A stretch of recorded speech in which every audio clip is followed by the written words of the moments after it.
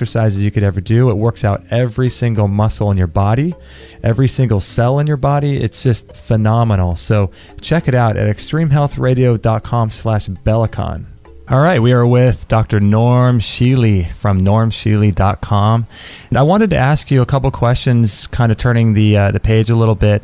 We've got quite a few emails here. I can't read them all because they're quite lengthy, but there's a couple emails here about cholesterol. And so I wanted to ask you what your thoughts were on cholesterol and maybe whether or not it should be demonized the way it is, and if so, how to lower it naturally. You can't live without cholesterol. Your brain, your nerves would be dead without cholesterol. The problem is not just cholesterol, it's stress, really. And it's not so much it's not so much any real food that we eat. I mean, Justin, let me give you my average daily diet. Okay. My homemade yogurt is made with half and half whole milk. That's a fair amount of fat. Mm-hmm.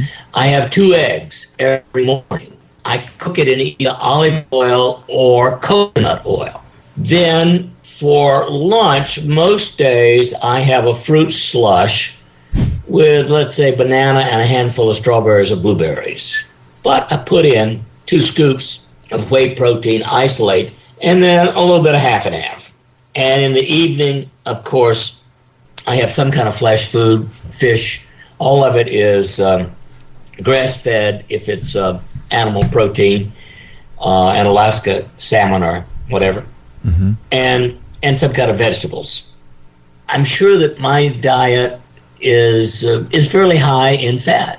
My cholesterol runs 160, and for people who don't exercise adequately and who are psychologically, emotionally stressed, then they may need to do some things, but it certainly would not be taking a statin drug.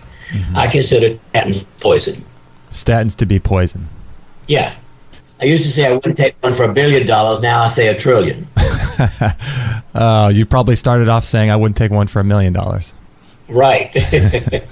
Wow. So why are they so damaging to the body, the statins? Well, first of all, they absolutely deplete you of CoQ10. And so they are damaging to your liver, your pancreas, your kidneys, your peripheral nerves, your heart muscle, and your brain. But other than that, well, they're not too bad. Other than that, they won't harm you too much. Right. Wow. But I think we're on the verge of an epidemic of Alzheimer's created by statin drugs. We're certainly having the incidence of congestive heart failure has doubled since statin became so popular because it does weaken heart muscle as well as your peripheral muscles. They're just poison. I've heard Dr. Hal Huggins mention that cholesterol, anything below 222 is unhealthy, because he says 222 is the good number. And then he was also mentioning too, I heard him say once that I think it was below 1, I forget what number it was, that you can't even make hormones with having such a low cholesterol number.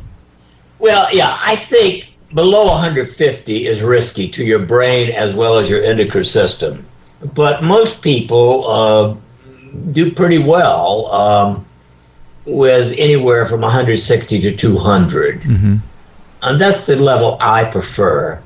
I'm not particularly upset if it's a little bit above that, but, again,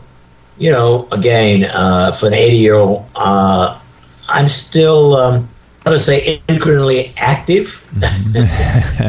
It's interesting because as long as they can make a correlation to heart disease, and then as long as they can find whatever that correlation is, if they can somehow artificially control that correlation, then you got yourself $1 billion industry.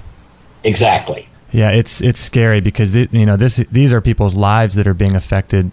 Family members of people that die of heart attacks that are on statins with really low cholesterol, and it's a scary thing. Yep. Well, I don't believe in any of those standard drugs.